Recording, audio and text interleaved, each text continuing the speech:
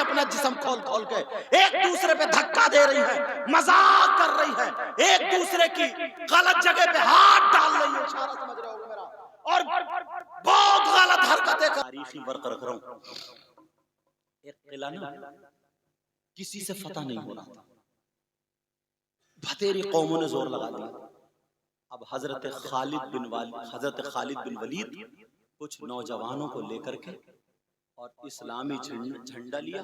नौजवान सहाबाए किराम, तुम्हारी क्या जवानी, 20 साल का, 25 साल का, समझे, लीवर काम नहीं कर रहा, कमर में दर्द है, लिव 52 पी रहा, तुम्हारी कोई जवानी, सारी जवानी तुमने मोबाइल पे निकाल दी। मोबाइल में उल्टा सीधा फोटो दे, कमरे में उल्टे, उसी में बैरागी लगी। अम्मा कह रही है सुबह को तेरी आंखें बड़ी लाल है, तेरा चेहरा क्या हो गया तुझे? बोला वो रात भर मैंने पढ़ाई करी है। पढ़ाई करी धोखा दे रहे अम्मा पापा को, धोखा दे रहे। मगर सोचो वो नौजवान थे, इस्लाम का झंडा गाया, हंगामा हो गया, हंगामा। कौन आ गए? बोले इस्लाम वाले मुसलमान। तलवारें निकाल लो सब लोग।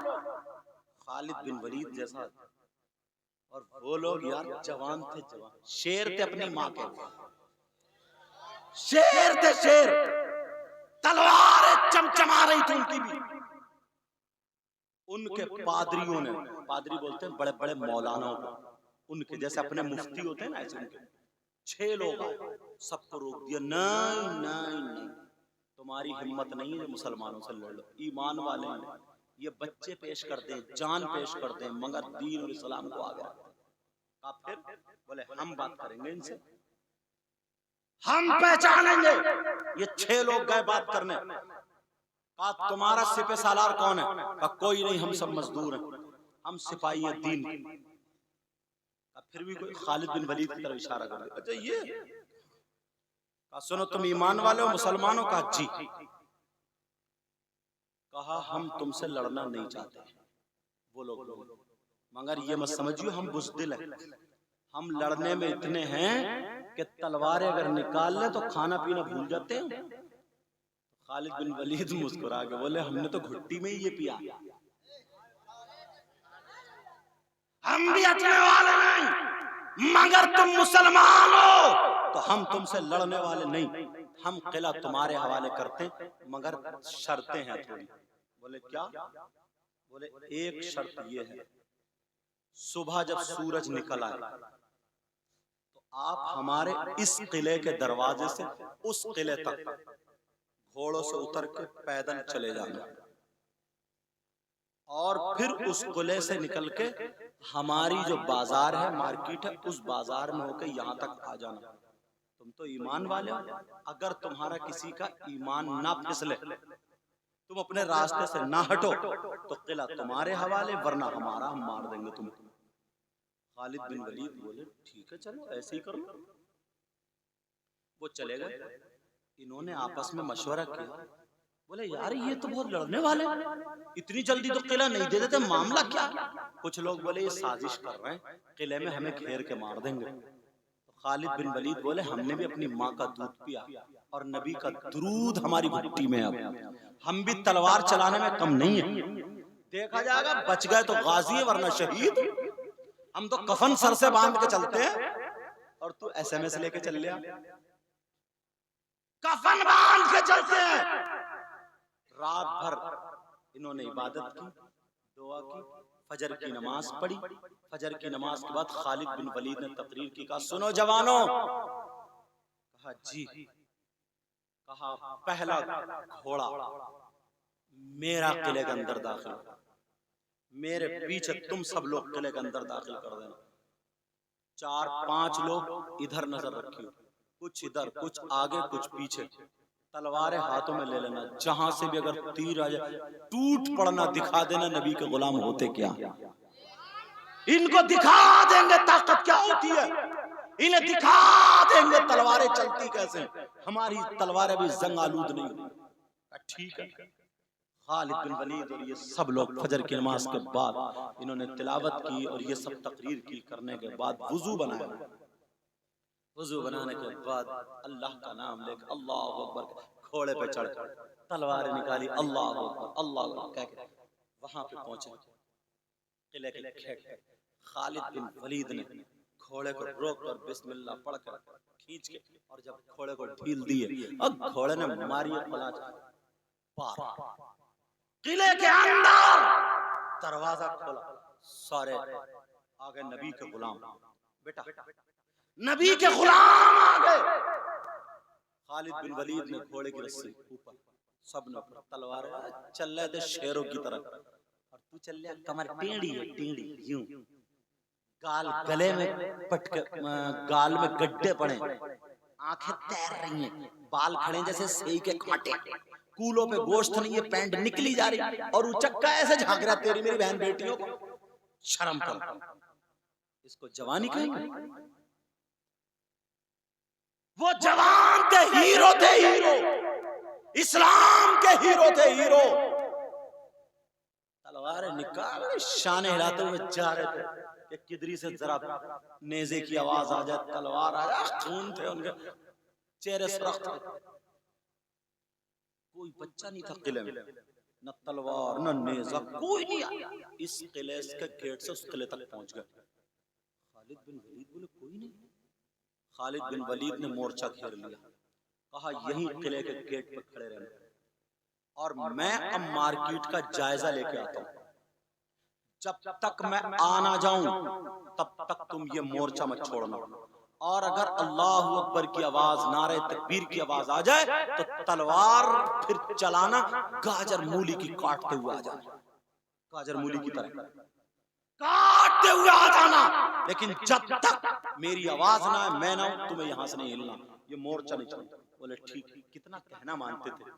आज भाई भाई का कहना नहीं मानता, बेटा बाप का कहना नहीं मानता, बीबी शौहर का कहना नहीं मानती, और तो ले लो अलग। वो वहीं पे खड़े हो गए। खालिद बिन वलीद जब मार्केट में गए तो मार्केट में कोई नहीं, सिर्फ जवान लड़के। ओ बच्चों, इधर देखो, मदरसे ले जाऊंगा पकड़ के, 8 साल पढ़ाता हूं, तो तवज्जो ना। खालिद बिन वलीद ने देखा वहां पे जवान जवान लड़कियां मेकअप करके खड़ी कर दी, आधे आधे, इशारा समझ रहे हो, जिस्म दिख रहे हैं उनके, किसी का यहां से फटा हुआ ये रान दिख रही है, किसी का पेट पे फटा हुआ टुंडी के नीचे का जिस्म दिख रहा, मेरे इशारे समझ रहे हो, बाल किसी के वो जूड़ा, किसी के गुंफे, फैशन, और उन लड़कियों को पूरा कह दिया था आज मुसलमानों के ईमान को बहकाना। बोले हमें ना बड़े बड़े पादरी, बड़े बड़े लोग हमें देखने के लिए आते हैं, मिनटों में हम खत्म कर देंगे। उन्होंने कह दिया था किला तुम्हारी वजह से है, अगर गलत काम करना पड़े तो कर लेना। खालिद बिन वलीद ने जाकर देखा तो लड़कियां तैयार, और ये तो चौंक गए, वापस आ गए। कहा भाइयों, आज जो जंग जीती जाएगी तलवार से नहीं, ताकत से नहीं, दाव पेच से नहीं, आज नबी की सीरत से, नबी के किरदार से।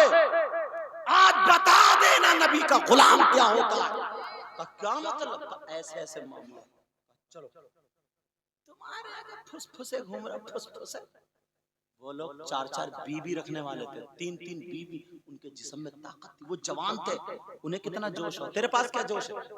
हल्का सा कूदा फिर रहा शैतान रगों में, बस इठलाने लगा, ये ताकत है।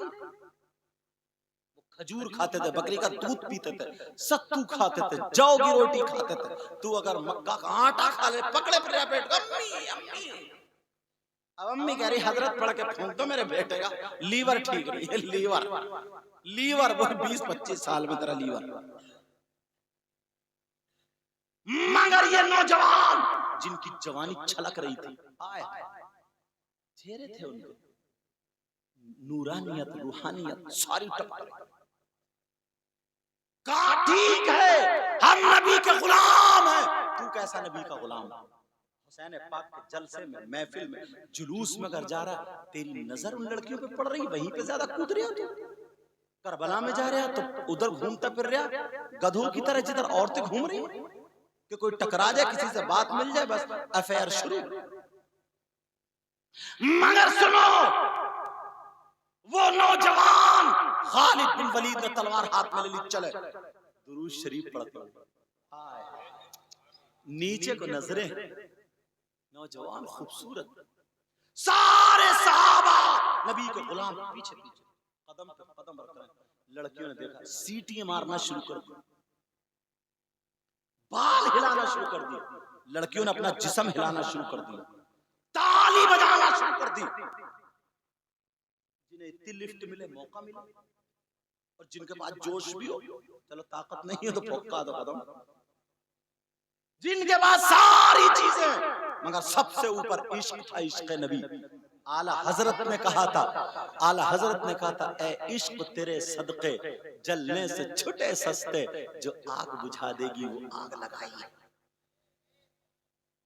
वो चल रहे, औरतों ने तालियां बजाई, सामने आ गई, अपना जिस्म खोल खोल के एक दूसरे पे धक्का दे रही है, मजाक कर रही है, एक दूसरे की गलत जगह पे हाथ डाल रही है, इशारा समझ रहे हो मेरा, और बहुत गलत हरकतें कर रही थी, मगर ये नबी के गुलाम थे, सीटियां बजा रही है, इनकी नजरें नीचे को थी, और यही कहते हुए जा रहे थे, वो कमाल हुस्न।